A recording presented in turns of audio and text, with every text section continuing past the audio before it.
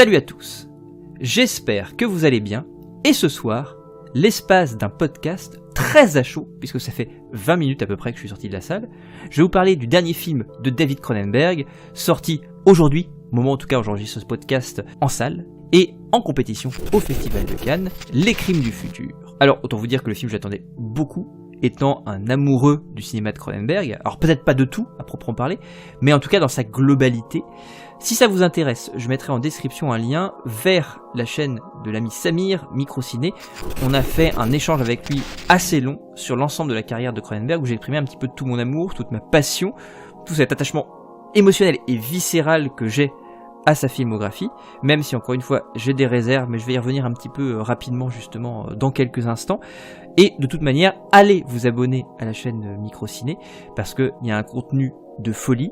Samir est un type d'un talent et d'une générosité absolue, donc il faut y aller absolument, et puis vous avez de quoi regarder ça pendant des heures et des heures, vous avez de la matière. Donc pour revenir à ça, Cronenberg, pour moi, il y a ces deux premiers films, alors je parlerai de Crimes of Future, qui est le second moyen-métrage, il me semble, qui est sorti en 1970 de David Cronenberg, qui finalement va transmettre dans une certaine mesure ce titre au crime du futur de 2022. D'ailleurs, j'utiliserai la formulation anglaise pour parler du film de 70, comme ça permettra de pas trop se tromper, et la formulation française pour le film de 2022. Bref, il y a ces deux premiers films qui sont des films expérimentaux, un peu étranges, qui sont très intellectuels pour le coup, et qui sont vraiment difficiles d'accès, je trouve, mais qui posent déjà tous les jalons et des trucs absolument passionnants et des pistes de réflexion passionnantes que va développer, que va n'avoir de cesse que de développer Cronenberg durant toute sa carrière. C'est pas encore fondamentalement du body horror, mais ça va le devenir. En tout cas, il y a déjà des petites émanations, si je puis dire, et qui vont justement revenir dans Les Crimes du futur de 2022. Il y a sa partie cinéma d'horreur, cinéma d'exploitation, qui pour moi en tout cas va et culmine avec La Mouche. Ensuite, on a une œuvre pour moi qui est un petit peu une œuvre du basculement, qui est Faux Semblant, qui est un film que j'adore, qui est un chef-d'œuvre absolu, mais qui justement bascule un petit peu, qui sort du cinéma d'horreur d'exploitation radicale, viscérale, pour progressivement revenir dans une certaine mesure un petit peu à ce qu'il y avait au tout début de sa carrière avec ces deux premiers moyens-métrages qui étaient Stéréo et Crimes of Future, à quelque chose de plus intellectuel, et tout en parlant toujours de cette question de la chair et du corps évidemment, mais par un prisme un petit peu différent, plus, si je puis dire, théorique. Et puis après il y a cette partie un petit peu étrange qui dans les années 90 en fait va finir sa carrière, qui fait que moi j'ai du mal à suivre. Il y a des choses que j'aime énormément, Existence par exemple, qui est Existence, le film double, si je puis dire, de Vidéodrome. Et dans une certaine mesure, je considérais les Crimes du futur comme étant un petit peu un triptyque, un petit peu comme la trilogie de l'Apocalypse chez Carpenter. Je trouve que là, il a sa trilogie de la nouvelle chair, si on peut l'appeler ainsi. Il y a ces deux petites incursions dans le film noir que j'adore, qui sont History of Violence et puis Les Promesses de l'ombre, surtout Les Promesses de l'ombre. Pareil, qui traite toujours du corps, hein, parce que dans Les Promesses de l'ombre, vous avez tout ce questionnement sur le tatouage qu'on va retrouver d'ailleurs dans Les Crimes du futur. Donc ça me plaît beaucoup, et puis il y a cette séquence incroyable de baston dans un hammam entre Viggo Mortensen et des mecs qui sont venus pour le tuer, qui est une séquence absolument magnifique, sublime, et qui, pareil, traite le corps de manière excessivement viscérale, comme il le faisait en fait finalement dans ses premiers films d'exploitation. Et puis il y a Cosmopolis, il y a Maps to the Stars, un petit peu plus tôt, il y aura Crash aussi, pour revenir en 96 un petit peu plus tôt, un prix du jury à Cannes en 96. On a Le Festin nu, etc., qui sont des films, Missile Butterfly aussi que j'oublie pas, qui sont des films moi qui m'accrochent pour le coup un petit peu moins. Alors j'aime bien certaines choses dans Crash, mais Crash m'ennuie assez vite en fait. Même si je trouve finalement le fond nietzschéen qui est là, le personnage d'Elias Koteas qui est l'alter ego de Cronenberg, qu'on retrouve, qui met en scène ce couple à la dérive, un petit peu la même manière ici où il y a vraiment un alter ego avec le personnage interprété par Viggo Mortensen dans Les Crimes du futur. Donc il y a des choses qui sont intéressantes dans elle. C'est pour ça que j'aime l'auteur Cronenberg, donc j'aime tout son cinéma à proprement parler, mais il y a des choses avec lesquelles évidemment j'adhère beaucoup moins. Et ce sera le cas en tout cas de cette dernière partie de carrière. Donc l'appréhension que j'avais sur ce film-là, c'est qu'il soit finalement dans la lignée de ces deux derniers qui, pour moi, il me semble, avaient beaucoup moins plu en tout cas, qui étaient Cosmopolis et Maps to the Stars, qui étaient des films sur lesquels j'ai eu vraiment beaucoup de mal, tout en y reconnaissant encore une fois des choses vraiment intéressantes malgré tout, parce que c'est Cronenberg, parce que politique des auteurs oblige, si je puis dire. Quand on aime un auteur, finalement, on l'aime même dans ce qu'on considère comme étant des égarements ou des atermoiements tout court. Et là, pour le coup, j'avais plus de mal à suivre. Et là, pour le coup, effectivement, au vu des premiers trailers, il y avait quelque chose déjà d'emblée de plus viscéral. Peut-être quelque chose, effectivement il y avait un retour à la science-fiction aussi, hein, d'emblée, à l'horreur peut-être, au body horror dans une certaine mesure aussi, et là effectivement ça a immédiatement titillé l'amour très profond et l'attachement émotionnel et viscéral dont je parlais tout à l'heure que j'avais à Cronenberg, Cronenberg en tout cas dans toute sa partie, on va dire grossièrement de 60, si je me trompe pas 75, on va dire en gros pour Frisson, jusqu'à grossièrement 88, je dirais 86 pour La Mouche et puis peut-être 88 pour Faux Semblant quand même que j'intègre dedans, et puis Existence qui est un petit peu ce moment-là qui pour moi un petit peu était une fulgurance dans sa carrière dans les années 90, et pour le coup voilà, j'avais l'impression de retrouver ça. Et justement, là, ici, verdict. Est-ce que j'ai retrouvé ça ? Est-ce que j'ai retrouvé cette verve, si je puis dire, body horroresque, viscérale de Cronenberg, qui me semblait, en tout cas, avoir perdu déjà depuis quelques années. De quoi ça parle ? Je vais essayer de faire ça de manière très très simple, parce que c'est compliqué, finalement, à résumer, puis j'ai pas envie de spoiler, alors je vais essayer de faire le moins possible. J'essaie un petit peu de regarder les synopsis qu'il y avait à droite à gauche pour ne pas en dire trop. On suit un artiste contemporain, qui est un performeur artistique, qui est interprété donc par Viggo Mortensen, qui, pour le coup, souffre d'un mal assez étrange. Alors on est dans une sorte de futur très très proche, on ne sait pas vraiment quand, on est dans quelque chose fondamentalement de rétro-futuriste, hein, donc on ne sait pas vraiment à quelle époque ça se passe, mais on voit que c'est quand même évidemment dans un futur très proche, mais qui finalement un futur qui est plutôt dans la décrépitude, dans la déliquescence, où on a un retour aux vieilles technologies malgré tout, donc ce côté un petit peu rétro-futuriste. Et il souffre d'un mal qui l'amène à subir en tout cas, la naissance, le fait que des organes aberrants, qui n'ont aucune utilité, et qui de fait deviennent des tumeurs, poussent à l'intérieur de son corps. Et les performances artistiques qu'il pratique avec l'aide de sa maîtresse consistent dans le fait de se faire par le prisme, par le biais d'une sorte d'énorme, on va dire une sorte d'énorme cercueil en gros, hein, si je puis dire, sarcophage, je suis sûr, ça s'appelle le sarque, donc sarcophage, avec des bras, alors le sarcophage est très guigurien, je puis dire, il a ce côté évidemment à la fois de chair et de métal, de technique et de nature, et donc au cœur de celui-ci, il se fait faire l'ablation de ses organes en particulier. Voilà, on part de ce truc-là.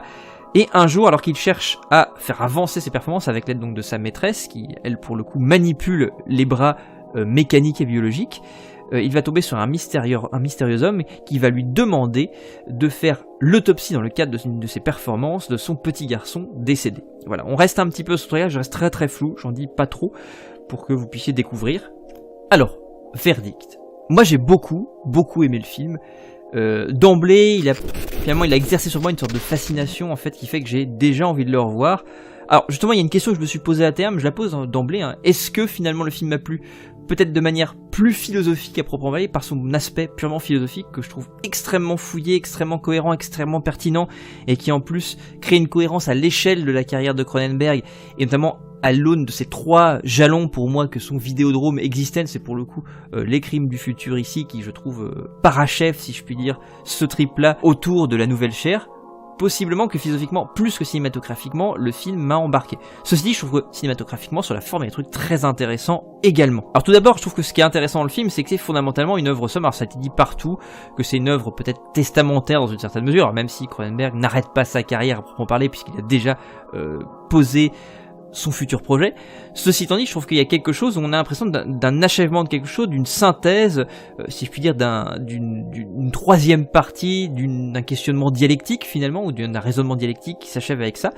Et je trouve ça assez intéressant parce que finalement ce côté dialectique, on le ressent très bien entre cette idée qu'il y a qui commence en tout cas dans Vidéodrome avec la nouvelle chair, à proprement parler, alors qui est dans une certaine mesure en filigrane dans tout le reste de sa carrière, au tout début de sa carrière, mais qui va vraiment trouver une sorte d'expression très singulière et très forte dans Vidéodrome, qui va immédiatement voir son écho dans Existence, et puis qui dans un dernier temps va se parachever et on va trouver une vraie conclusion au sein des Crimes du Futur. Alors c'est bourré de références finalement à tout son cinéma. Il s'autocite, mais encore une fois, quand je dis autociter, ça peut avoir un côté assez prétentieux, assez masturbatoire. C'est pas le cas en fait. Je pense pas que de la part de Cronenberg il y a une part de prétention. Je pense que il y a cette sorte d'idée d'un petit peu de bilan qui permet un petit peu de citer un petit peu tout. Et dans une certaine mesure, j'ai l'impression, c'est la manière dont j'ai pensé comme ça. Dans les faits, c'est pas vrai et il y aurait plein de trucs qui pourraient aller contre cette idée-là. Mais moi, je trouve en tout cas que théoriquement, en tout cas.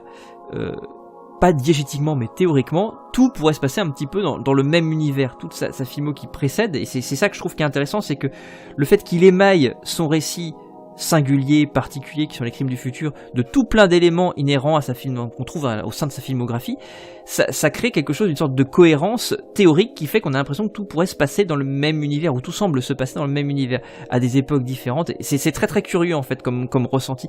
Alors vous avez des références, alors peut-être d'ailleurs c'est ce qui peut aussi poser un problème et fait que le film peut s'allier à une partie du public si vous n'êtes pas un adepte du travail de Cronenberg, évidemment. Vous avez des références, mais je pense que, au passage, je fais juste une petite parenthèse, mais je pense que pas tant que ça non plus, parce que le film se tient seul aussi, mais je pense qu'effectivement le fait d'avoir découvert la carrière de Cronenberg et d'arriver à ce parachèvement-là, ça permet d'avoir du sens ou d'avoir des clés qu'on n'aurait pas forcément autrement. Alors, vous avez plein de références, effectivement. Bon, je pensais à Crimes of the Future, donc le film de 70, le moyen-métrage de Cronenberg. Évidemment, il y a quelque chose quand même qui est très marqué, qui est le concept de base, qui est ce personnage qui souffre de sortes de tumeurs ou d'organes qui se développent de manière complètement aberrante dans son corps, qui sont des organes inutiles, et qui sont des organes, des tumeurs créatives, sortes de cancers créatifs, qui sont utilisés comme des objets d'art à proprement parler, parce qu'ils sont peut-être la volonté de l'individu à l'intérieur de ce corps. C'est tous les questionnements qui sont posés autour de ça, qui ramènent à la somatisation qu'on trouve notamment dans Chromosome 3, parce qu'on peut aussi faire des échos avec Chromosome 3 aussi, où vous avez cette idée que ces personnages qui suivent la thérapie de ce mystérieux médecin développent tout un tas de tumeurs, de lymphomes, qui font de fait, qui sont la conséquence, si je puis dire, de leur trauma, mais la conséquence biologique, physiologique. Donc dans une certaine mesure, si vous voulez, cette action de l'âme sur le corps, parce que fondamentalement la question qui se pose toujours chez Cronenberg, c'est la question ça se situe dans cette question du dualisme, ou du problème du dualisme corps-esprit en fait, fondamentalement. Est-ce qu'il y a un lien entre les deux? Est-ce qu'il y a un lien indéfectible? Est-ce que le corps agit sur l'âme? Est-ce que l'âme agit sur le corps? Est-ce que l'âme a une action, l'esprit a une action sur la matière, etc. C'est des choses qui sont si vous voulez, qui irrigue en fait toute la pensée de Cronenberg, parce que moi j'ai tendance parfois, quand je parle, que ce soit aux élèves ou les étudiants de Cronenberg, ça m'échappe souvent de dire que c'est un penseur, voire ça m'est arrivé une fois de dire un philosophe, et je trouve qu'il y a quelque chose de profondément philosophique dans le travail de Cronenberg, qu'il le fasse passer par quelque chose de profondément viscéral dans sa première partie de carrière, dans le cadre d'une approche très cinéma d'exploitation proprement parler, mais dans sa carrière effectivement ça fonctionne d'autant plus, en tout cas c'est d'autant plus compréhensible dans sa carrière beaucoup plus théorique et beaucoup plus abstraite.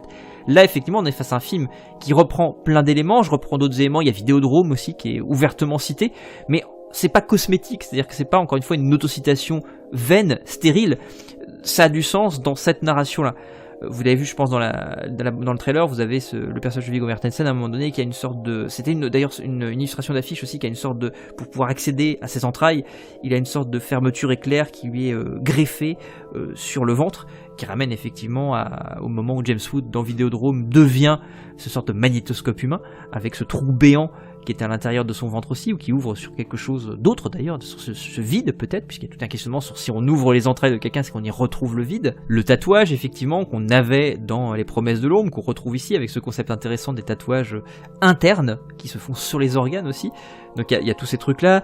Je pense aussi au Festin nu, beaucoup aussi dans la manière de traiter ce récit un petit peu étrange d'espionnage, dont on comprend jamais vraiment tous les enjeux, on est toujours un petit peu perdu narrativement, mais c'est ça qui crée une sorte quasiment de dialectique du cauchemar aussi. On a l'impression que dans un cauchemar où on saisit pas tout ce qui se passe, mais mine de rien on arrive quand même à être captivé par la narration, et ça me ramène beaucoup au Festin nu en tout cas. Bon évidemment Vidéodrome et Existence, je pense à Existence aussi parce qu'il y a ce moment où tout début on enfonce des câbles dans le ventre, si je puis dire, de Viggo Mortensen pour aller regarder ce qu'il y a à l'intérieur. On a ces plans très serrés sur une sorte de pod, de fil qui rentre à l'intérieur de trucs quasi ombilical, qui rentre dans une sorte d'orifice quasi anal aussi, exactement comme les pods s'inséraient dans le bas de la moelle épinière des personnages dans Existence.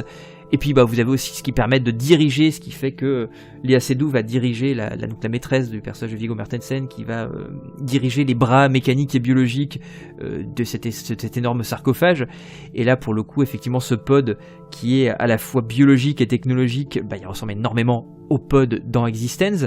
Donc vous avez tous ces trucs là, j'en ai certainement oublié, il y en a certainement plein d'autres, mais c'est pour vous donner comme ça des petits éléments. Il y a toute une question aussi d'infiltration d'un personnage qui s'infiltre dans un milieu, qui moi me fait penser aussi aux Promesses de l'Ombre.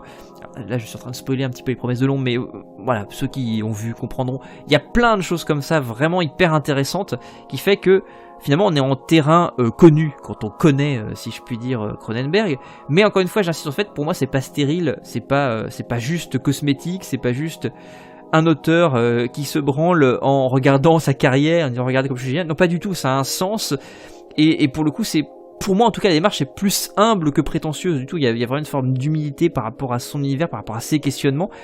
et montrer que finalement, voilà ce que je peux vous fournir après tout ce que j'ai semé, qu'est-ce que je peux essayer, comment je peux essayer de répondre, ou en tout cas de donner des pistes supplémentaires à tout ce que j'ai proposé jusqu'alors. Mais c'est plutôt limité par rapport au questionnement, en fait, je trouve, qui finalement, le fait d'y revenir continuellement montre la profondeur et l'importance, pour lui en tout cas, de ces questionnements.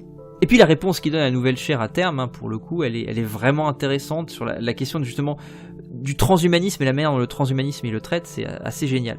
Et pour revenir sur le fait qu'il parle de lui-même, effectivement, il y a un film, c'est un film qui est dans une certaine mesure très très autobiographique, parce qu'effectivement le personnage interprété par Viggo Mortensen, qui est cet artiste qui expose le corps, qui expose ses entrailles, dans une certaine mesure comme Cronenberg dans ce film-là expose ses entrailles aussi, se met à nu et s'ouvre le bide et montre ses tripes dans une certaine mesure, comme fait le personnage de Viggo Mortensen, et qui explique d'ailleurs très bien à un moment cette idée qu'il montre ses entrailles justement, et qui sont des entrailles déviantes, aberrantes, justement pour aller à l'encontre de ce qui pourrait advenir, ou en tout cas du témoignage qu'il est de cette évolution de l'homme. Je trouve ça assez intéressant, parce que Cronenberg a toujours été très graphique, très démonstratif dans la manière dont il travaille le corps et ses aberrations, en le pervertissant, en montrant sa déchéance.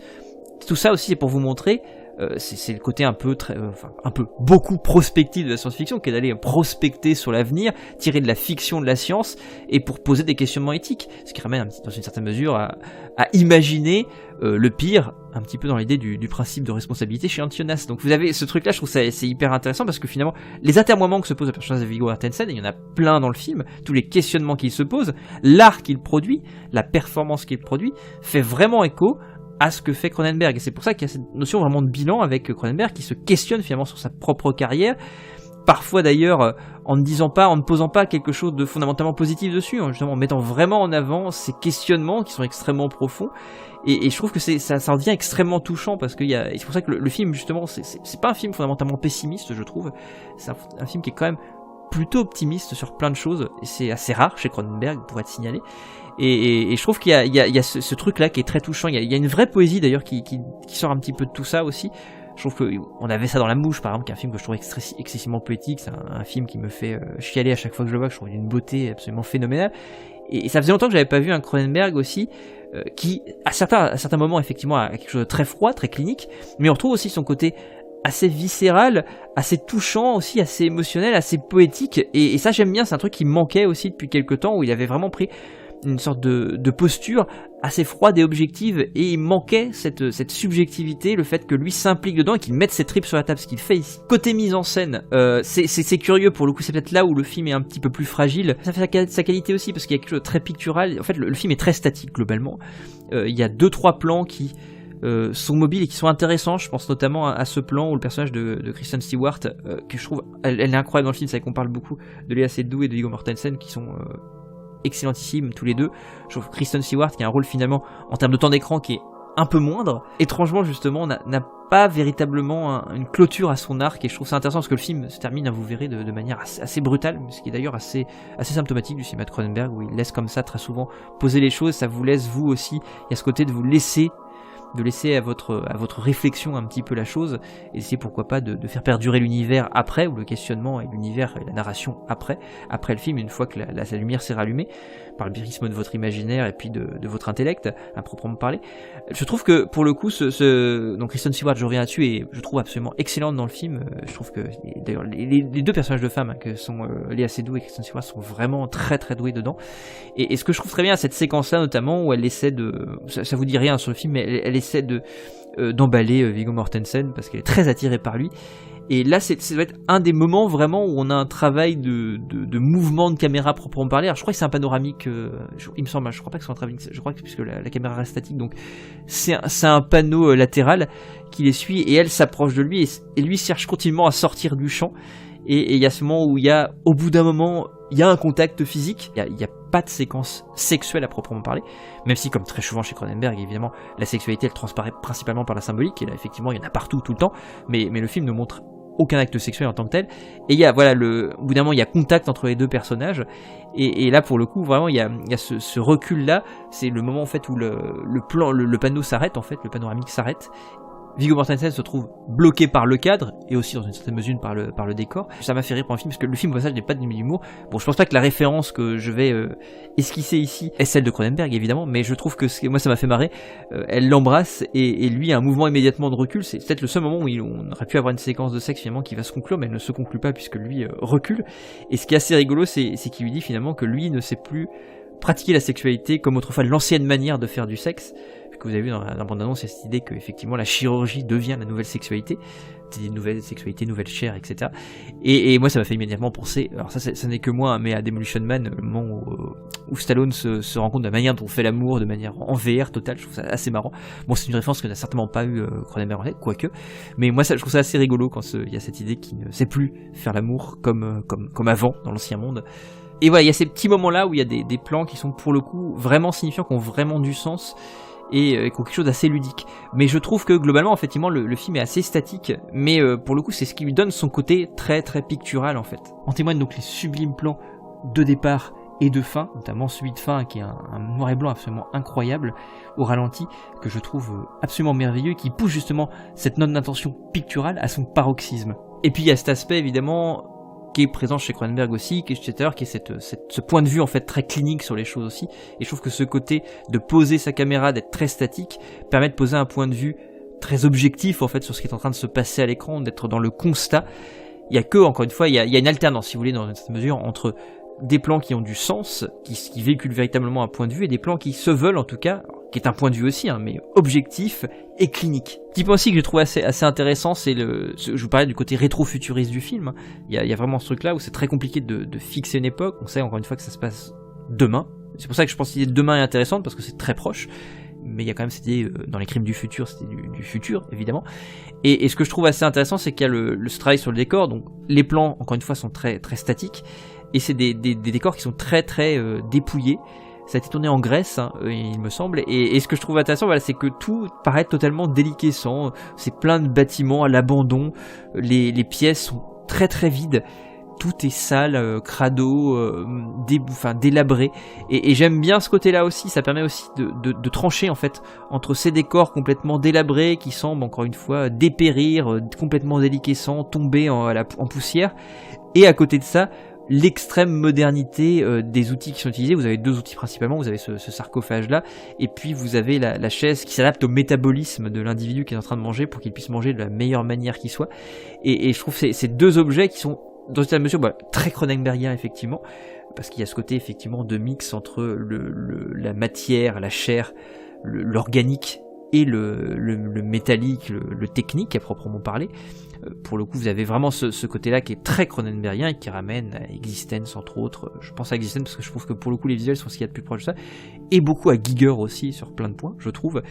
Et vous avez c'est vraiment cette dichotomie qui est vraiment creusée entre cette civilisation qui sombre, qui tombe en miettes, qui tombe en poussière, et finalement cette technique, mais qui est pas une technique parce que vous avez cette technique qui est complètement déquissante, qui est une technique purement métallique, si je puis dire, purement inerte, et à côté de ça, cette technique très naturelle qui est dans laquelle on a injecté de la chair, de la matière, qui tranche complètement avec ça, avec le côté finalement pierre d'un côté, inerte, ce qu'il y a de plus inerte qui soit la pierre, ce qu'on peut considérer comme étant dans notre imaginaire en tout cas, ce qu'il y a d'inerte, la pierre, le caillou. Et à côté de ça, ce qu'il y a de plus, finalement, qui est la technique, qui devrait être finalement, qui est une extension effectivement, extension de notre corps, qui nous permet d'aller plus loin, de dépasser notre condition d'être humain et de notre corps, qui nous amène à nous limiter, mais qui pour le coup là n'est plus quelque chose de métallique et d'inerte, mais qui devient quelque chose de vivant, fondamentalement. Et vous avez cette opposition entre le vivant et l'inerte, entre la nature et la culture. Mais ce qui est intéressant finalement, c'est que c'est la nature qui paraît plus moderne que la culture qui est en train de mourir. Et je trouve ça hyper intéressant. Et pour terminer, parce que il y a tellement de choses à dire en fait, je pense que je ferai une vidéo écrite dans quelques temps dessus, parce que là encore une fois je vous balance un petit peu ce que j'ai à chaud, avec un minimum de structure, mais voilà, vraiment c'est ce qui me vient comme ça, et ce que j'ai ressenti de prime abord, si je puis dire.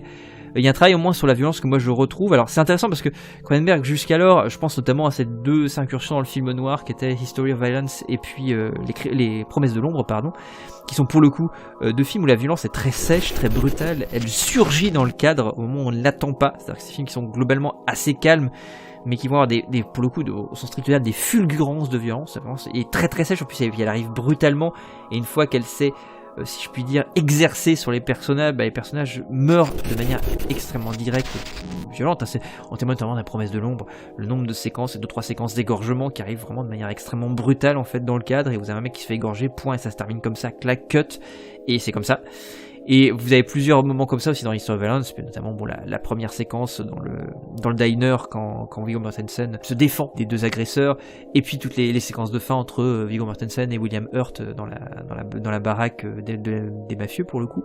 Et là pour le coup, la violence en fait est intéressante parce qu'elle est traitée, et je trouve que c'est relativement rare chez Cronenberg, de manière extrêmement douce. C'est une violence qui est très douce, qui ne surgit pas dans le cadre pour le coup, elle est présente dans le cadre. Alors ça joue beaucoup avec cette idée de plan statique qui est posée avec une sorte de regard encore une fois assez froid et assez objectif. Elle est vraiment posée comme ça, et elle prend son temps, et elle prend son temps dans la longueur. C'est une violence qui prend le temps, qui est longue, et qui de fait peut être parfois un petit peu dur parfois, parce que le film est encore une fois assez graphique. Le fait est que comme il est clinique, finalement, je trouve ça atténue dans une certaine mesure cette violence, parce qu'on est dans une certaine mesure un petit peu en extérieur, on est observateur, comme le sont en tout cas les gens fascinés. Il y a cette mise en abîme lors des performances artistiques de nous qui regardons les gens en train de regarder, et on a cette même fascination plus que dans un choc. Moi je trouve que le film n'est pas particulièrement choquant graphiquement, il est crade, il est sale, il est plutôt impressionnant et fascinant, et hypnotique je dirais aussi. Il y a des séquences, et pour revenir à cette question de la violence, que moi j'avais jamais vu nulle part, et que je trouve assez dingue visuellement, et qui ne ressemble qu'à du Cronenberg, et tu peux dire il n'y a que Cronenberg qui peut proposer ce type de visions qui sont complètement fascinantes et hypnotiques. Donc j'aime bien en fait la manière un petit peu différente dont il traite la violence, là où dans ses films précédents, j'entends dans sa dernière partie de carrière, la violence était plutôt sèche en fait. Là elle revient à quelque chose finalement qu'on trouvait un petit peu au début de sa carrière aussi, lorsqu'il traite du gore, hein, comme figuration d'agonie, donc dans quelque chose qui est dans la durée, qui dure. Il revient à cette idée là aussi de quelque chose, alors pas d'agonie pour le coup ici, puisque pour le coup les personnages, et on l'apprend assez vite, qui subissent cette chirurgie ne souffrent plus. Donc il y a cette idée-là aussi, hein, je fais juste un petit écho au Tetsuo de Tsukamoto. Je pense à ça parce qu'il y a quand même des liens entre Cronenberg et Tsukamoto, avec cette idée que finalement le monde nous déshumanise dans la mesure où il nous fait perdre contact avec notre corps, et c'est notamment par le prisme de la souffrance dans Tetsuo qu'on retrouve contact avec son corps et qu'on peut de fait vivre. Il y a aussi cette idée-là, en fait, il y a toute l'idée de cette quête de l'absence de souffrance, qui de fait devient une véritable malédiction pour l'individu, parce qu'effectivement, ce qui est très bien dit par des personnages au début, c'est que sans la souffrance c'est un signal d'alerte que quelque chose dans notre corps ne fonctionne pas ou ne va pas, et donc c'est important. Et il y a cette quête des personnages, il y a une quête de souffrance aussi des personnages, de retrouver cette souffrance, parce que c'est qui permet de reprendre contact avec son corps aussi. Corps qui nous échappe, mais qui en même temps nous échappe parce qu'il doit s'adapter aussi à son milieu. Et ça c'est très intéressant, il y a ce mouvement encore une fois dialectique, hein, qui est là de réconciliation ou de dépassement des opposés en fait, et je trouve ça hyper chouette.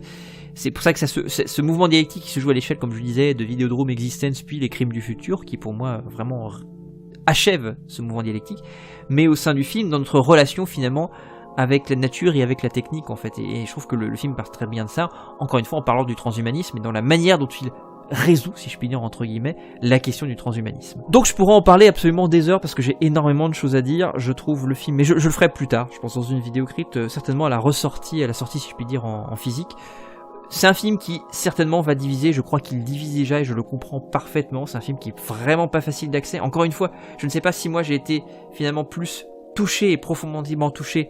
Alors déjà parce que je retrouvais un Cronenberg, si je puis dire, plus graphique, plus viscéral, plus corporel que ces dernières années, en tout cas que j'avais un petit peu perdu, plus émotionnel, touchant aussi dans sa démarche, qui distille vraiment une vraie poésie dans son film, poésie macabre certes, mais poésique ou même, et je trouve que le film est très très beau, visuellement aussi, je trouve qu'il y a quelque chose qui formellement fait qu'il est très beau, malgré justement ce côté statique, ou peut-être grâce à ce côté statique d'ailleurs. Donc voilà, le film me fascine aussi, mais alors la question c'est, est-ce que c'est plutôt le côté cinématographique ou le côté philosophique qui m'a touché, je ne sais pas, parce que je trouve que certainement c'est, et je reviens sur cette idée avec Videodrome, et j'ajouterai La Mouche pour le coup, et Existence, certainement c'est son film le plus abouti philosophiquement parlant. Si je prends Cronenberg en tant, comme je disais tout à l'heure, que philosophe ou que penseur. La partie cinématographique, elle est plus fragile, mais c'est justement parce qu'elle est plus fragile que moi elle me touche aussi énormément. Donc c'est un film que je vous intime à découvrir. Peut-être qu'il est bien d'avoir un petit peu de bagage cronenbergien, ou alors peut-être qu'à l'inverse, découvrir ce Cronenberg-là peut vous encourager à aller voir le reste. Je ne sais pas. Vraiment, je suis assez curieux de savoir ce qu'un non-initié à Cronenberg peut penser du film. En tout cas, je pense encore une fois que c'est un film qui a proportion à diviser obligatoirement. C'est un film qui est exigeant, assez cryptique aussi, hein, mais bon, ça finalement, si vous avez l'habitude, si vous avez vu, je prends le Festin nu, je prends Vidéodrome, il y a quelque chose de très très cryptique en fait. C'est à vous de faire le chemin en fait, en bonne partie de réflexion, et essayer de comprendre un petit peu tout ce qui se passe. Mais c'est ça qui est fascinant aussi, c'est que ça, il y a quelque chose où on vous pousse à la réflexion, à réfléchir, et on ne vous impose pas un point de vue. C'est à vous de poser un point de vue sur les choses. Mais ce qui me plaît aussi, c'est qu'il arrive justement à réconcilier un petit peu, dans une certaine mesure, sa première partie de carrière, ou en tout cas sa deuxième, si je puis dire, parce que c'est après ces 2 cours et ces 2 moyens et ces quelques cours avant qui étaient vraiment plutôt expérimental et intellectuel. Donc je dirais entre sa deuxième partie de carrière, qui pour moi sa partie cinéma d'exploitation, horrifique, ouais, horreur, etc., et sa partie, si on fait ça de manière un petit peu grossier si vous voulez, et sa partie où il bascule plus dans des questionnements beaucoup plus théoriques, et il arrive finalement à concilier ça entre viscéralité et intellectualité. Finalement, il arrive à réconcilier ce dualisme corps-esprit qu'il essaie de réconcilier en fait depuis le début en fait de sa carrière. Il arrive à créer quelque chose à ce niveau-là, encore une fois, à parachever ce mouvement dialectique entre le corps et l'esprit ici. Donc si vous voulez, il y a un triple mouvement dialectique qui est résolu, si je puis dire, ou qui s'achève avec ce film-là. Celui finalement de tout ce questionnement sur la nouvelle chair et de la conciliation ou réconciliation, si je puis dire, entre le corps et l'esprit. Si vous voulez, ce qui était tout posé d'un point de vue filmographique, j'entends, avec pour le coup Vidéodrome, Existence, puis si je puis dire le dernier, donc les Crimes du futur, et puis au sein même de ce qu'il propose ici, c'est-à-dire la question finalement du transhumanisme. Donc je trouve qu'il arrive à parachever ces 3 trucs là, et je trouve ça très fort. Ça en fait un film complètement fascinant, complètement dingue, parce qu'encore une fois il ramène des trucs que moi j'avais jamais vu, propose des trucs assez géniaux. Et puis c'est un film encore une fois très touchant, qui témoigne vraiment d'un moment de questionnement de la part de David Cronenberg, qui met un peu ses tripes sur la table, qui pose comme ça de manière assez humble et innocent un petit peu tous les questionnements et les interroments qu'il a à ce stade de sa vie. Il a 79 ans, il me semble. Donc voilà, moi j'attends ses futurs projets. Est-ce qu'il va repartir sur autre chose, ou est-ce qu'il va continuer dans cette optique-là? Je ne sais pas. Est-ce que ça achève quelque chose et que ça ouvrira sur autre chose après? Je ne sais pas. En tous les cas, je vous conseille très fortement de découvrir le film. C'était une des petites claques de ces dernières semaines, donc je vous le conseille absolument vivement. Et c'est encore une fois, ce petit podcast-là, si vous voulez, a vocation encore une fois à déclarer tout mon amour au cinéma de David Cronenberg. Des gros bisous à tous, salut.